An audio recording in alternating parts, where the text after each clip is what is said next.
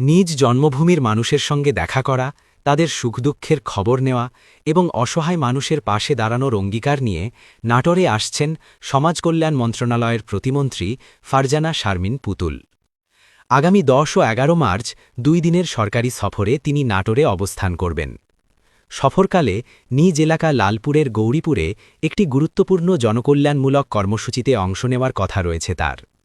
সরকারি সফরসূচি অনুযায়ী আগামী 10 মার্চ সন্ধ্যা 7টায় ঢাকার বনশ্রীতে নিজ বাসভবন থেকে সড়কপথে নাটোরের উদ্দেশ্যে রওনা দেবেন প্রতিমন্ত্রী ফারজানা শারমিন পুতুল।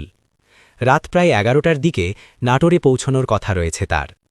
নিজ জেলা নাটোরে এ সফরকে ঘিরে স্থানীয় নেতাকর্মী ও সাধারণ মানুষের মধ্যেও তৈরি হয়েছে আগ্রহ ও প্রত্যাশা।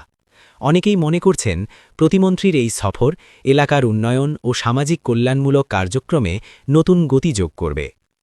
পরদিন 11 মার্চ সকালে নাটোরের লালপুর উপজেলার গৌরীপুর স্কুল অ্যান্ড কলেজ মাঠে আয়োজিত এক অনুষ্ঠানে প্রধান অতিথি হিসাবে উপস্থিত থাকবেন তিনি। সেখানে অসহায় ও নিম্ন আয়ের পরিবারের মাঝে ফ্যামিলি কার্ড বিতরণ কর্মসূচি অনুষ্ঠিত হবে।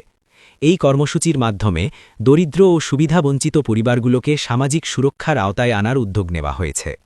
প্রতিমন্ত্রীর এ সফরকে ঘিরে জেলা প্রশাসন ও আইনশৃঙ্খলা বাহিনী ইতোমধ্যে প্রয়োজনীয় প্রস্তুতি গ্রহণ করেছে। স্থানীয়দের প্রত্যাশা এই সফরের মাধ্যমে এলাকার সামাজিক নিরাপত্তা কর্মসূচি ও উন্নয়ন কার্যক্রম আরও বেগবান হবে। 2 দিনের সরকারি কর্মসূচি শেষে 11 মার্চ সন্ধ্যায় নাটোর থেকে ঢাকার উদ্দেশ্যে রওনা হওয়ার কথা রয়েছে প্রতিমন্ত্রীর। Desk report, Bagatipara live.